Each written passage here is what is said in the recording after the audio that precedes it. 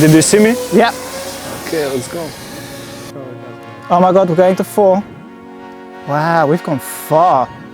This is 5 kilometers out, the furthest I have ever taken an FPV drone. And if anything goes wrong out here, the drone might not be coming back. This is my first real long-range FPV flight. I've seen a lot of FPV pilots go super long range, scaling mountains and getting insane views. It always looks incredible. But how practical is it to buy an off-the-shelf bind and fly quad and send it kilometers out? Or do you actually need proper preparation beforehand? Because if you haven't flown far before, even getting a couple of kilometers out can be nerve-wracking. Will the signal drop? Will the drone make it back? Will a massive bird come out of nowhere and attack it? We're diving into all of that in this video. But first, we need to consider what long range is. Is it 3 kilometers? 5 kilometers? More?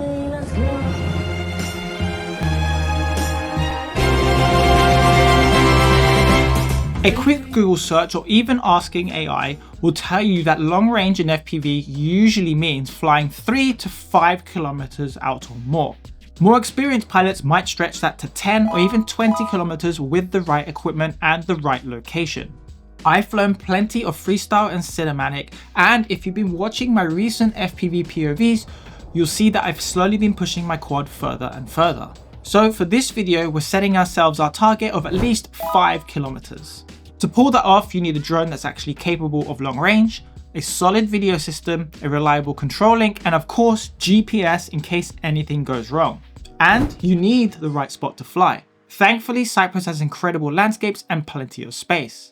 My plan is simple: fly out as far as I safely can, then make it back with enough battery to land clean and no shortcuts. Now let's dive into the setup. So this is the drone I'll be using. This is the GEPRC MOS 7 V2, their flagship long-range quad designed to carry bigger batteries and cover real distance. It's running the excellent DJI O4 Pro, which has solid range, great penetration, and insane image quality. Honestly, it's one of the best digital systems on the market, and I think we can all agree on that. Now, GEPRC offer an ELRS Gemini X version of the GEPRC MOS 7 V2, but I love my TBS Tango 2, so I'm running the trusty Crossfire version of this quad. Crossfire has been rock solid for me and for a lot of pilots. Big up Team Black Sheep, and if you are using Crossfire, let me know in the comment section down below and which radio you're using. For antennas, we've got these long Momoda 2 to 5.8G antennas to help with range, and a GEP M1025 GPS, which locks satellites fast, just in case shit hits the fan and we need rescuing. Now let's talk batteries, because without the right pack, you're not going far, especially when you need enough juice to get back home safely. Now I've got 2 packs today. This is a self-built 8400 mAh Lion pack made by my friend Andre. It's a 6S2P build using Molicel P42A cells. And this pack is an 8000 mAh pack from FPV Drone Racer using Samsung 21740T cells. And these are the same cells as the GEPRC Storm pack. Now, when I originally purchased my MOS 7 V2 from GEPRC, I did order the 8000 Lion. However, due to shipping restrictions, as it's over 100 watt hours, they weren't able to send this pack. Airlines won't touch anything that big. So if you want big packs, your only real options are to build one or find a local seller who can deliver by land.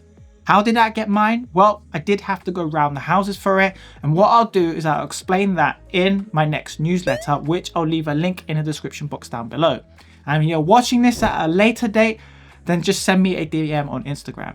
I do have a 3300 LiPo and a 4000 Lion, but there's a limit to how far those can take you. You've probably seen me using these in my FPV POVs, which I'll link the playlist in the description box down below. So now we got the drone and setup covered, let's talk about preparation. Flying over a city is a major no-no. There's a ton of interference, and if something goes wrong, you're risking people and buildings. You're just asking for trouble. Part of doing these FPV POV videos is finding new spots, and after weeks of traveling around Cyprus, I found this dope location. So we got a long valley with mountains either side and a long straight road which helps with the recovery. Now, I've flown here before, so I know there's no interference, and hopefully we can achieve our 5-kilometer goal today, maybe more. Next, we need to check the weather. Luckily, here in Cyprus, we have over 300 days of sunshine and really good weather.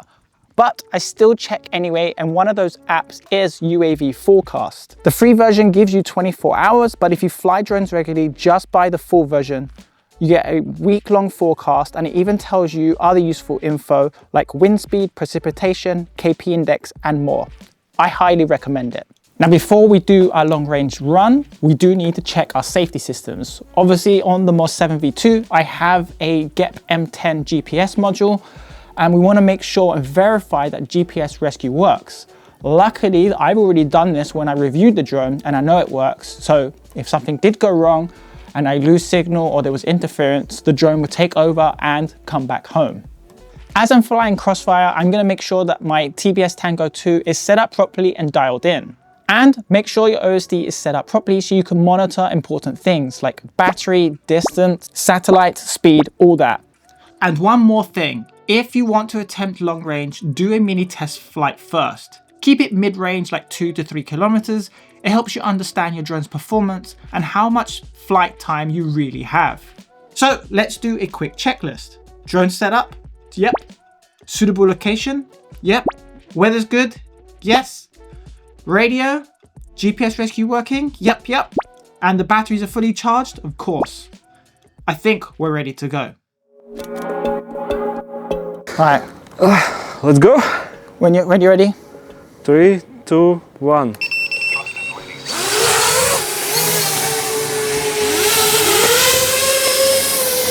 Did you see me? Yep. Okay, let's go. They are huge. So 3 kilometers, let's try this. Yeah.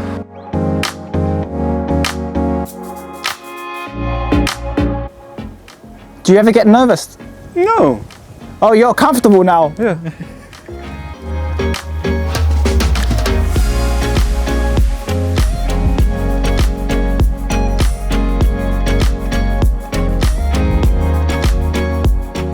.9. 2.9. All right, we're at 3. I'm gonna turn back. 3. Ready? Yeah. Let's go.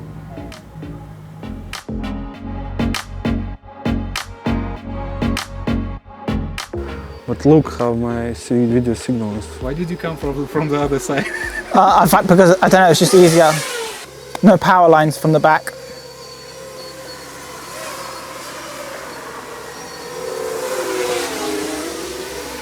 Yeah, right now I have 46 megabits. If I turn it off? Yeah. 55. Yeah, we found the issue. All right, time for 5K. Woo! We've done this before. We've done 4K. You can do 5. Okay.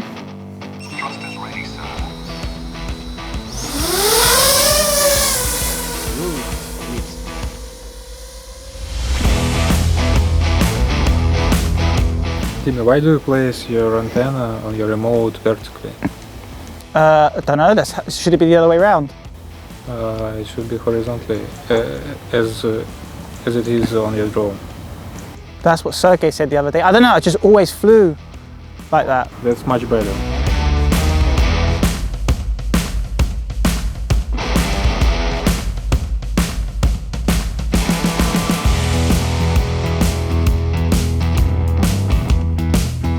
Oh my God, we're going to 4. And still 25 milliwatts. Wow, we've gone far. I still can't believe the link, like how much improvement that made just by going horizontal. Yes. One simple action. Yeah. 5. Should we see if we can hit 6? 6.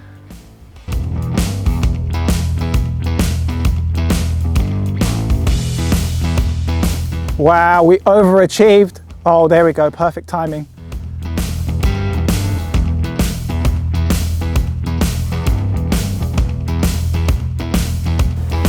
The way back is always boring. Is it? I don't know, I'm enjoying the views. I mean, I could tilt the other way to show you, look.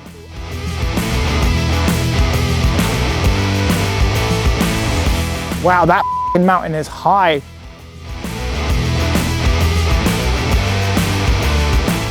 I think next time we need to do something like 7, 8 or 8. Is that what we're doing? Breaking records? The disadvantage of this point is The power lines. yes, a lot of them. It's fine, we're skilled pilots. True. Because we can turn the antenna.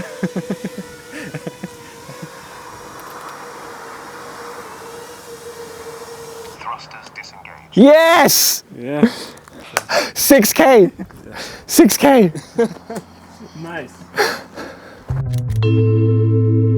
Now that would have been nerve-wracking if I was here today on my own, but my friends Vladimir and Alexander joined me, and it made it much easier to hit that 5-kilometer milestone, and we pushed it even further to 6. I reckon we could have flown further. But it shows that the Moss 7 V2 is definitely capable of flying long distances. If you've flown long range before, let me know in the comments, how far did you go? What drone did you use and which spot did you pick? And also share your videos as well, because it's cool to share with the community, and I'm always curious to see how far people can push their quads. For me, preparation is everything. If you haven't done long range before, it's better to go in stages rather than go for the full distance straight away. It's a bit like the company Boom bringing back supersonic flight. They're not going straight for full supersonic flight. They do progressive test flights until they're confident enough to go full throttle. I think next is to see how efficient we can make this quad, because there's a lot of factors involved, such as weight, props, cruising speed, and even flying style. It reminds me of that classic Top Gear episode where Clarkson, Hammond and May did those economy runs in hatchbacks. If you want to see an efficiency run with the Moss 7 V2, let me know in the comments and I'll see how much performance we can squeeze out of this drone. Drop your suggestions below. If you want more behind the scenes content of this channel, creator tips and more, then subscribe to my free weekly newsletter called Weekly Focus. The next edition I will explain how I got my 8000 Lion to Cyprus. If you want to learn more about the Moss 7 V2, then check out my review here.